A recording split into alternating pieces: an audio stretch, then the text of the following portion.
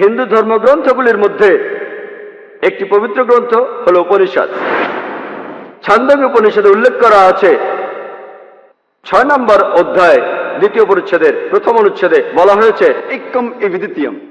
এটা একটা সংস্কৃত উদ্ধৃতি যার অর্থ স্রষ্টা মাত্র একজনই, দ্বিতীয় কেউ নেই।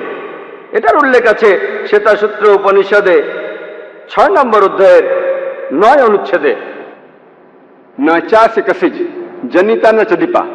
তার কোনো প্রভু নেই, তার কোনো মালিক নেই, সর্বশক্তিমান স্রষ্টার কোনো বাবা মা নেই, তার কোনো মা নেই, তার কোনো বাবা নেই, তার চেয়ে বড় কেউ নেই। এটার উল্লেখ আছে শ্বেতাসূত্র উপনিষদের 4 নম্বর অধ্যায়ের 19 অনুচ্ছেদে न तस्य प्रतिमा अस्ति। যার অর্থ স্রষ্টার কোনো প্রতিকৃতি নেই, সর্বশক্তিমান স্রষ্টার কোনো প্রতিমূর্তি নেই।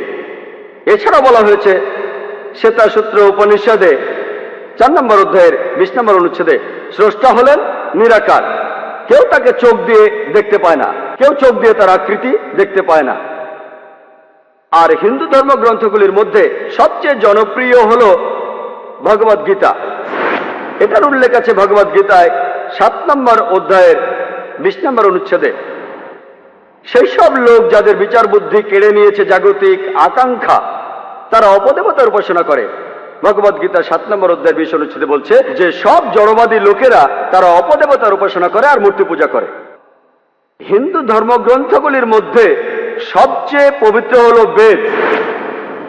যজুর্বেদে উল্লেখ আছে 32 নম্বর অধ্যায়ের 3 নম্বর অনুচ্ছেদে न तस्य प्रतिमा अस्ति।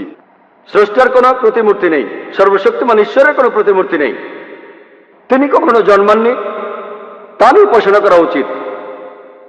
যজুর্বেদে উল্লেখ করা আছে 40 নম্বর অধ্যায়ের 8 নম্বর অনুচ্ছেদে সর্বশক্তিমান ঈশ্বর নিরাকার এবং পবিত্র। যজুর্বেদে আরো উল্লেখ আছে 40 নম্বর অধ্যায়ের 9 অনুচ্ছেদে अंधात्म प्रविशन्ति या असंभूति उपास्ते। আন্ধাত্মা, যার অর্থ অন্ধকার, প্রবিশান্তি অর্থ প্রবেশ করা, আর আসাম্বতি অর্থ প্রাকৃতিক বস্তু যেমন আগুন, বাতাস, পানি। তাহলে যজুর্বেদের 40 অধ্যায়ের 9 অনুচ্ছেদ বলছে তারা অন্ধকারে প্রবেশ করে যারা প্রাকৃতিক বস্তুর পূজা করে, যেমন আগুন, পানি, বাতাস ইত্যাদি। এখানে আরো উল্লেখ আছে তারা আরো অন্ধকারে প্রবেশ করে যারা পূজা করে সাম্মতি, অর্থাৎ মানুষের তৈরি বস্তু যেমন টেবিল, চেয়ার, মূর্তি ইত্যাদি। এছাড়াও উল্লেখ আছে অথর্ববেদে 20 নম্বর গ্রন্থ 58 নম্বর অনুচ্ছেদের 3য় পরিচ্ছেদে देव महा असि। সৃষ্টিকর্তা হলেন সুমহান। আর বেদগুলির মধ্যে সবচেয়ে পবিত্র হল ঋগ্বেদ। ঋগ্বেদে উল্লেখ করা আছে 1 নম্বর গ্রন্থ 164 নম্বর অনুচ্ছেদের 46 নম্বর পরিচ্ছেদে एकम सत विप्र बहुधा वेदांते। সত্য একটাই, স্রষ্টা একজনই। জ্ঞানীরা এক স্রষ্টাকে অনেক নামে ডেকে থাকেন। আর একই কথা যে স্রষ্টা একজনই, জ্ঞানীরা তাকে অনেক নামে ডেকে থাকেন। একই কথা আছে ঋগ্বেদের 10 নম্বর গ্রন্থে 114 অনুচ্ছেদের 5ম পরিচ্ছেদে।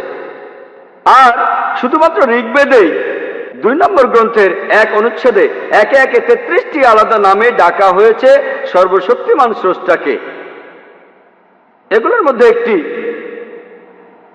উল্লেখ আছে ঋগ্বেদের 2 নম্বর গ্রন্থ 1 অনুচ্ছেদের 2য় পরিচ্ছেদে, সেটা হলো ব্রহ্মা। ব্রহ্মা শব্দটার অর্থ সৃষ্টিকর্তা। শব্দটার যদি আরবি করেন অর্থ দাঁড়ায় খালিক। মুসলমানদের কোনো আপত্তি থাকবে না যদি কেউ বলে সর্বশক্তিমান ঈশ্বর হলেন খালিক বা সৃষ্টিকর্তা।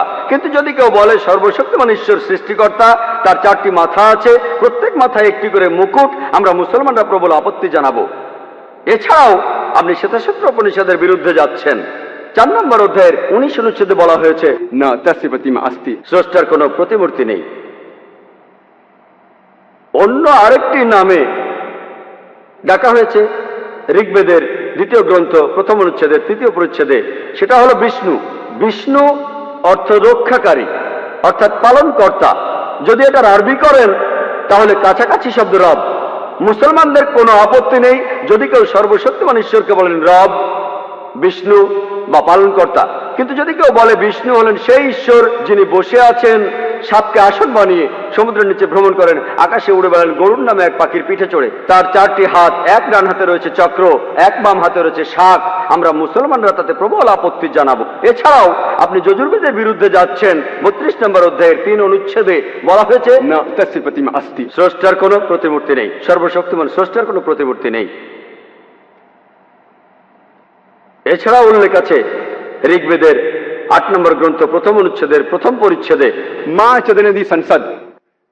শুধু তার বন্দনা করো, শুধুমাত্র তাকেই উপাসনা করা উচিত। ঋগ্বেদে উল্লেখ আছে 6 নম্বর গ্রন্থ 45 নম্বর অনুচ্ছেদের 16 পরিচ্ছেদে, या एक इतमुष्टि ही। শুধু তার বন্দনা করো, শুধুমাত্র তাকেই উপাসনা করা উচিত। আর ব্রহ্মসূত্র সেখানে এই কথা বলা হয়েছে, एकम ब्राह्म द्यूता नास्ते, नहना नास्ते किंचन।